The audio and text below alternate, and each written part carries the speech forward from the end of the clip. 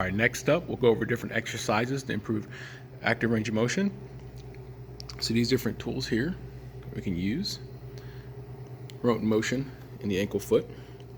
So the old sliding board, we can always put it vertical like this, or up and down motion. Promote a little sliding action, and use the knee to get active assisted dorsiflexion, plantar flexion.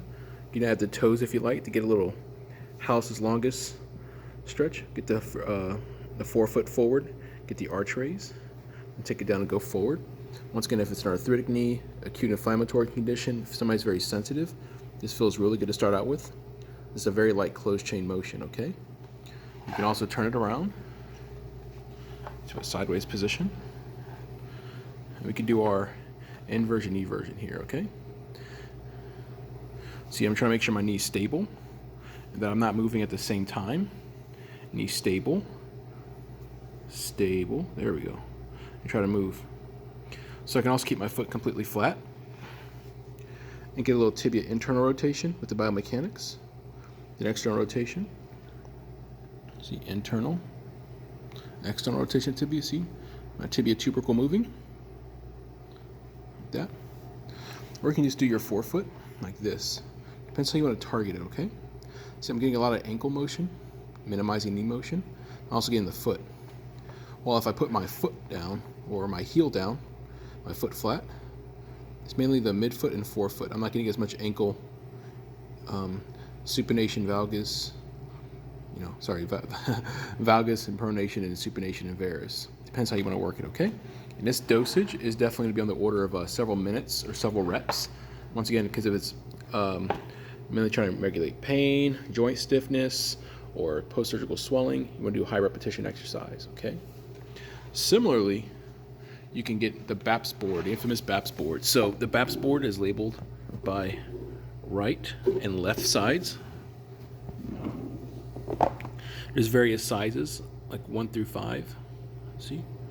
Numbers right there, L1. You can put it in different areas, work different angles of the ankle. We typically in a clinic will just put it in the middle and rotate it. So this is for the left. Sorry, this is for the right. So right's on top. And we kind of get it underneath the leg. Let's go back and forth like this. It's always tricky because it gets stuck behind a chair. There we go. So your knees a little farther out. You go up and down. So I need a higher level. I already mastered that one. So we'll try side to side. And circles. You go clockwise.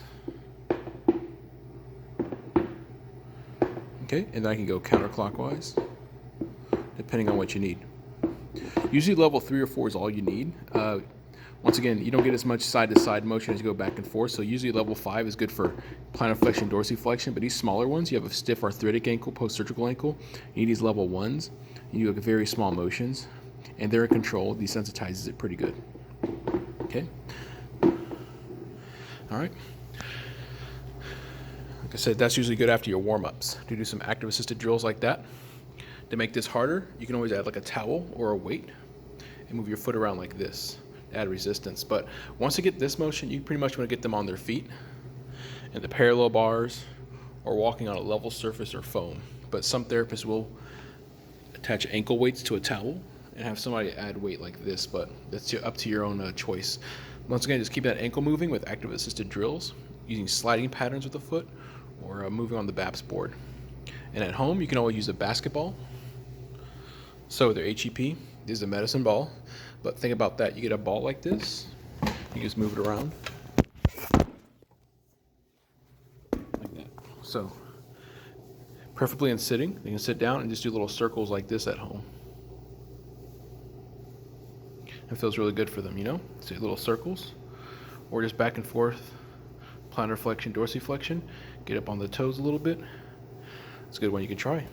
So something to think about when you're in the clinic for improving ankle range of motion with different tools.